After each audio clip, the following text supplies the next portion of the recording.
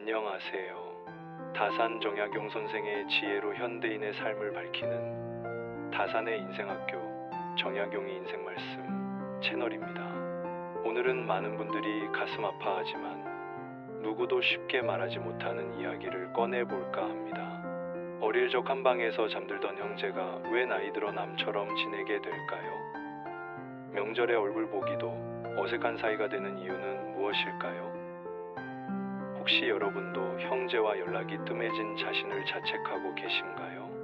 오늘 이 영상을 끝까지 보신다면 그 죄책감에서 벗어나실 수 있습니다. 정약용 선생이 18년 유배 생활을 통해 때다른 인간관계의 본질을 함께 나누겠습니다. 형제는 같은 뿌리에서 자라나되 결국 각자의 길을 걸어갑니다. 물이 높은 곳에서 낮은 곳으로 흐르듯 형제간에도 시간이 흐르며 각자의 자리를 찾아갑니다. 이를 막으려 하는 것은 돌로 강의 흐름을 막으려는 것과 같습니다. 정약용 선생은 세 형과 함께 자랐으나 그들은 시간이 흐르며 서로 다른 운명에 휘말렸습니다. 정약전은 유배지 흑산도에서 바다의 물고기를 연구하며 자산어보를 남겼고, 정약종은 천주교 신앙을 지키다 참수당했으며, 정약용은 홀로 18년의 유배를 견디며 목민심서를 완성했습니다. 같은 부모에서 태어났지만 그들의 삶은 마치 서로 다른 별처럼 멀어져 갔습니다. 어린 시절 마제마을에서 함께 뛰놀던 그들이 성인이 되어서는 각각 전라남도 흑산도, 서울 소문박, 전라남도 강진에서 전혀 다른 삶을 살았습니다. 형제가 남이 되는 이유를 이해하려 애쓰지 마십시오. 그보다는 받아들이는 것이 지혜입니다. 나무는 가지를 뻗으며 자라고 강물은 흘러가며 갈라집니다. 형제 또한 마찬가지입니다. 어린 시절 한방에서 잠들었던 이들이 어느새 서로 다른 하늘 아래에서 살아갑니다. 봄에 함께 피어난 꽃들이 가을이 되면 각자 다른 곳에 씨앗을 떨어뜨리듯 형제자매도 그렇게 흩어져 갑니다. 정약용은 이렇게 말했습니다. 젊은 시절에는 친구가 인생의 큰 의미였습니다. 형제도 마찬가지입니다. 어릴 때는 서로가 전부였습니다. 함께 놀고 함께 배우고 함께 꿈꾸었습니다. 그러나 나이가 들면서 각자의 가정을 꾸리고 각자의 일을 하게 되면서 자연스럽게 멀어집니다. 이것은 잘못이 아닙니다. 성장의 과정이요, 인생의 이치입니다. 마치 한 그루 나무에서 자란 가지들이 각각 다른 방향으로 뻗어나가는 것처럼 형제자매도 성장하면서 서로 다른 방향을 향해 나아갑니다. 사람은 자신의 삶을 살아야 합니다. 형제라는 이름으로 서로를 얽매어서는 안 됩니다. 각자의 길이 있고 각자의 운명이 있습니다. 정약용의 형 정약종처럼 신앙을 위해 목숨을 바치는 이도 있고, 정약전처럼 학문에 파묻혀 사는 이도 있습니다. 그리고 정약용처럼 홀로 유배지에서 나라와 백성을 위한 개혁을 구상하는 이도 있습니다. 같은 부모에서 태어났지만 추구하는 가치가 달랐고 선택한 길이 달랐습니다. 이것이 자연스러운 일입니다. 형제가 멀어지는 것을 슬퍼하지 마십시오. 대신 그들이 각자의 길에서 행복하기를 바라십시오. 가끔 안부를 묻는 것으로 충분합니다. 억지로 만나려 하지 말고 억지로 친밀함을 유지하려 하지 마십시오. 진정한 사랑은 상대방의 선택을 존중하는 것입니다. 멀리서 바라보며 그들의 안녕을 빌어주는 것이 때로는 더 깊은 사랑입니다. 매일 함께 있으면서 갈등하는 것보다 멀리 떨어져 있으면서도 서로를 걱정하는 것이 더 아름다운 관계일 수 있습니다. 나이가 들수록 친구가 필요 없어지는 것처럼 형제도 그렇습니다. 젊을 때는 외로움을 달래기 위해 누군가가 필요했지만 나이가 들면 혼자 있는 시간이 더 소중해집니다. 배우자와 자녀만으로도 충분합니다. 형제와 함께 있을 때 들어야 하는 자녀 자랑, 돈 이야기, 뒷담화들이 오히려 피곤하게 느껴집니다. 예전에는 즐거웠던 대화들이 이제는 부담스럽게 다가옵니다. 서로의 자녀를 비교하는 말, 누가 더 성공했는지를 따지는 이야기, 다른 형제들에 대한 평가 등이 귀에 거슬리기 시작합니다. 정약용은 말했습니다. 천하의 일이란 한 사람이 다 할 수 없다고. 형제 관계도 마찬가지입니다. 한 사람의 노력만으로는 유지될 수 없습니다. 양쪽 모두 원해야 하고 양쪽 모두 노력해야 합니다. 한쪽만 매달린다면 그것은 건강한 관계가 아닙니다. 줄다리기에서 한쪽만 잡아당기면 게임이 성립하지 않듯 인간관계도 상호적이어야 합니다. 가치관이 다르면 더욱 멀어집니다. 어릴 때는 비슷했던 생각들이 나이가 들면서 완전히 달라집니다. 한 사람은 보수적이 되고 다른 사람은 진보적이 됩니다. 정약용의 형 정약종이 천주교에 몰두하는 동안 정약용은 실용적인 개혁안을 연구했습니다. 같은 부모에서 태어났지만 추구하는 바가 달랐습니다. 정약종은 내세의 구원을 중시했고 정약용은 현세의 개혁을 중시했습니다. 둘 다 옳은 길이었지만 서로 다른 길이었습니다. 이런 차이를 인정하는 것이 성숙함입니다. 형제라고 해서 모든 것을 공유해야 한다고 생각하지 마십시오. 각자의 신념이 있고 각자의 철학이 있습니다. 서로 다른 것을 틀렸다고 여기지 말고 그저 다르다고 받아들이십시오. 경제적 여건도 형제를 멀어지게 합니다. 한 사람은 성공하고 다른 사람은 그렇지 못할 때 미묘한 감정들이 생깁니다. 성공한 쪽은 우월감을, 그렇지 못한 쪽은 열등감을 느낍니다. 정약용은 관직에 있을 때와 유배에 있을 때 사람들의 태도가 달라지는 것을 경험했습니다. 형제라고 해서 예외는 아닙니다. 어린 시절에는 경제적 차이가 없었지만 성인이 되면서 벌어지는 격차가 관계에 영향을 미칩니다. 부자가 된 형제와 가난한 형제 사이에는 보이지 않는 벽이 생깁니다. 돈 문제가 개입되면 형제 관계는 더욱 복잡해집니다. 부모님의 유산 경조사비, 빌려준 돈들이 마음에 걸리게 됩니다. 어릴 때는 몇 원짜리 과자도 나누어 먹었지만 어른이 되면 몇만 원도 따져가며 계산합니다. 이것이 현실입니다. 부정할 것도 없고 부끄러워할 것도 없습니다. 각자 가정을 꾸리고 살아가야 하는 상황에서 돈은 생존과 직결되는 문제입니다. 형제 간의 정보다 자신의 가족의 생계가 우선일 수밖에 없습니다. 부모님이 살아계실 때는 형제가 모이는 이유가 있었습니다. 명절이면 한자리에 모였고 부모님 생신이면 함께 축하했습니다. 하지만 부모님이 돌아가시면 모일 이유가 사라집니다. 서로의 집을 오가며 만나는 것이 어색해집니다. 각자의 가정이 우선이 되고 형제는 2차적인 관계가 됩니다. 부모님이라는 구심점이 사라지면 형제들을 하나로 묶어주던 끈이 느슨해집니다. 각자의 생활 패턴이 다르고 관심사가 다르며 우선순위가 다르다는 것이 더욱 분명해집니다. 결혼 후에는 더욱 그렇습니다. 배우자의 가족들과도 관계를 유지해야 하고 자녀들 교육에도 신경 써야 합니다. 시간과 에너지가 한정되어 있는 상황에서 형제까지 챙기기는 버겁습니다. 명절 때 어느 집을 먼저 갈지, 어느 쪽 가족과 더 많은 시간을 보낼지를 정하는 것부터가 복잡한 문제가 됩니다. 결국 자신의 원가족보다는 새로 만든 가족이 우선이 될 수밖에 없습니다. 지리적 거리도 문제입니다. 어릴 때는 한 집에 살았지만 성인이 되면 각자 다른 곳에서 살게 됩니다. 서울에 사는 사람과 부산에 사는 사람이 자주 만나기는 어렵습니다. 만나려면 시간도 돈도 들어갑니다. 그런 노력을 들여서까지 만나야 할 이유를 찾기 어렵습니다. 교통비, 숙박비, 시간적 비용을 계산하다 보면 만남이 부담스러워집니다. 성격 차이도 시간이 지나면서 더욱 벌어집니다. 어릴 때는 참고 넘겼던 것들이 나이가 들면서 참기 어려워집니다. 한 사람은 조용한 것을 좋아하고 다른 사람은 시끄러운 것을 좋아합니다. 한 사람은 계획적이고 다른 사람은 즉흥적입니다. 이런 차이들이 만남을 불편하게 만듭니다. 정약용은 마음속으로 남의 은혜를 받고자 하는 생각을 버린다면 저절로 마음이 편안해진다고 했습니다. 형제에게도 마찬가지입니다. 형제라는 이름으로 무언가를 기대하지 마십시오. 도움을 바라지도 말고 관심을 요구하지도 마십시오. 그저 각자의 삶을 살아가는 것으로 충분합니다.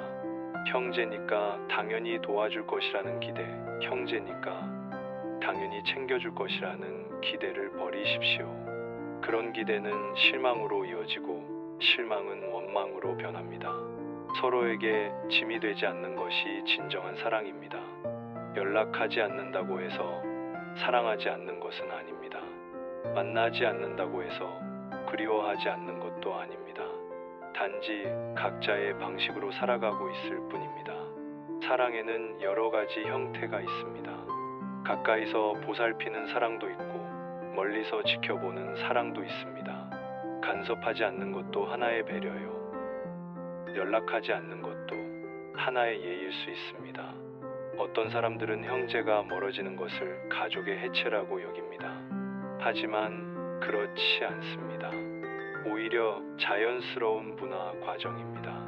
나무가 자라면서 가지가 갈라지듯 가족도 성장하면서 각자의 길을 찾아갑니다. 이것을 막으려 하는 것이 오히려 부자연스럽습니다.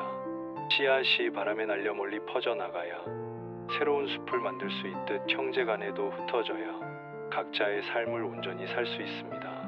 한 곳에 모여 있으면서 서로 경쟁하고 갈등하는 것보다 떨어져 있으면서 평화롭게 지내는 것이 낫습니다. 정약용의 집안을 보십시오.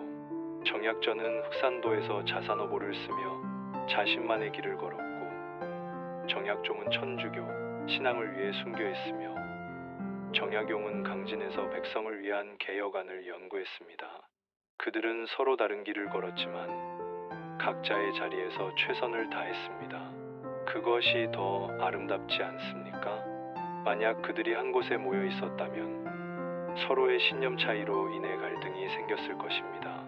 정약종의 종교적 열정과 정약용의 현실주의적 개혁 의지가 충돌했을 것입니다. 강요하지 마십시오. 형제라는 이름으로 억지 모임을 만들지 마십시오. 정기적으로 만나자고 약속하지 마십시오. 그런 것들은 오래 가지 못합니다. 만나고 싶을 때 만나고 연락하고 싶을 때 연락하는 것이 자연스럽습니다. 의무감으로 하는 만남은 진정한 만남이 아닙니다. 서로에게 부담만 줄 뿐입니다. 죄책감을 느끼지 마십시오. 형제와 멀어졌다고 해서 나쁜 사람이 되는 것은 아닙니다. 효도를 못한다고 자책하지 마십시오. 각자의 삶을 사는 것이 더 중요합니다. 부모님도 자녀들이 각자의 행복을 찾기를 바라실 것입니다. 부모님이 살아계실 때 형제들이 화목했으면 좋겠다고 말씀하셨겠지만 그것도 자녀들이 행복한 상태에서의 화목을 바라셨을 것입니다. 비교하지 마십시오. 다른 집 형제들이 화목하다고 해서 우리 집을 부러워하지 마십시오. 겉으로만 그럴 수도 있고 진짜 화목할 수도 있습니다. 하지만 그것이 우리와 무슨 상관입니까? 우리는 우리의 방식대로 살면 됩니다. 각 가정마다 고유한 문화와 방식이 있습니다. 정약용은 가슴에 품은 뜻을 꺾지 말라고 했습니다. 형제 관계 때문에 자신의 꿈을 포기하지 마십시오. 형제의 반대에 굴복하지 마십시오. 각자의 길이 있고 각자의 운명이 있습니다. 서로 방해하지 말고 서로 지지하지도 마십시오. 그냥 각자 알아서 살면 됩니다. 나이가 들수록 시간이 소중해집니다. 형제와 만나서 과거 이야기만 반복하는 것보다 자신의 발전을 위해 시간을 쓰는 것이 낫습니다. 책을 읽거나 운동을 하거나 새로운 취미를 배우는 것이 더 의미 있습니다. 어릴 때 같이 놀았던 이야기를 반복해서 이야기하는 것이 무슨 의미가 있을까요? 그런 이야기들은 처음 몇 번은 재미있지만 계속 반복되면 지루해집니다. 새로운 것을 배우고 새로운 경험을 하는 것이 더 가치 있습니다. 정약용은 유배지에서도 가족에 대한 그리움을 포기하지 않았습니다. 하지만 그것이 자신의 학문을 방해하지는 않았습니다. 오히려 그리움을 학문의 동력으로 승화시켰습니다. 형제에 대한 마음도 마찬가지입니다. 그리워하되 매달리지 말고 사랑하되 집착하지 마십시오. 멀리 있는 형제들을 생각하면서 그들의 안녕을 빌어주는 것으로 충분합니다. 그들이 건강하고 행복하기를 바라는 마음은 거리와 상관없이 전해집니다. 세상은 변합니다. 과거의 형제 관계를 현재에 그대로 적용하려 하지 마십시오. 시대가 달라졌고 상황이 달라졌습니다. 핵가족 시대에는 대가족 시대의 관계 방식이 맞지 않습니다. 현대 사회에서 형제 관계는 선택의 문제가 되었습니다. 과거에는 가족이라는 이유로 어쩔 수 없이 함께 살아야 했지만 지금은 선택할 수 있습니다. 함께 있고 싶으면 함께 있고 떨어져 있고 싶으면 떨어져 있을 수 있습니다. 이런 자유가 주어진 상황에서 억지로 관계를 유지할 이유는 없습니다. 정약용은 검소한 연후에나 능히 청렴할 수 있고 청렴한 연후에나 능히 자애로울 수 있다고 했습니다. 검소함이 모든 덕의 기초라는 뜻입니다. 형제 관계에서도 마찬가지입니다. 과도한 기대나 요구를 하지 않는 검소한 마음이 좋은 관계의 기초입니다. 서로에게 많은 것을 바라지 않을 때 오히려 더 좋은 관계를 유지할 수 있습니다. 정약용은 마음을 다스리는 것이 몸을 다스리는 것보다 어렵다고 했습니다. 형제 관계에서 생기는 복잡한 감정들을 다스리는 것도 어려운 일입니다. 질투, 시기, 원망, 실망 등의 감정들이 생기는 것은 자연스럽습니다. 이런 감정들을 억누르려 하지 말고 인정하고 받아들이십시오. 감정은 일시적인 것입니다. 시간이 지나면 사라집니다. 정약용은 자신의 마지막 시에서 세월이 흘러도 변하지 않는 것이 있다고 했습니다. 형제에 대한 사랑도 그 중 하나입니다. 만나지 않아도 연락하지 않아도 멀리 떨어져 있어도 형제는 형제입니다. 그 사실만으로도 충분합니다. 더 이상 무엇을 바라지 마십시오. 형제라는 인연 자체가 이미 선물입니다. 형제자매가 나이 들수록 남이 되는 것은 슬픈 일이 아닙니다. 자연스러운 일입니다. 계절이 바뀌듯 관계도 바뀝니다. 봄에는 함께 꽃을 피웠지만 가을에는 각자의 열매를 맺습니다. 이것이 아름다운 변화입니다. 변화를 거부하지 말고 변화 속에서 새로운 의미를 찾으십시오. 마지막으로 형제가 멀어지는 것을 자신의 잘못이라고 생각하지 마십시오. 잘못이 있다면 시간의 잘못이고 상황의 잘못입니다. 당신의 잘못이 아닙니다. 자책하지 말고 자신의 삶에 충실하십시오. 형제들도 각자의 삶에 충실할 것입니다. 정약용이 18년의 유배 생활을 통해 깨달은 것은 모든 관계가 한시적이라는 것입니다. 영원한 관계는 없습니다. 부모 자식 관계도, 부부 관계도, 형제 관계도 모두 한시적입니다. 이것을 받아들일 때 비로소 평안해집니다. 붙잡으려 하지 말고 흘러가게 두십시오. 형제자매가 나이 들수록 남이 되는 이유를 이해하려고 애쓰지 마십시오. 이해할 필요도 없고 이해할 수도 없습니다.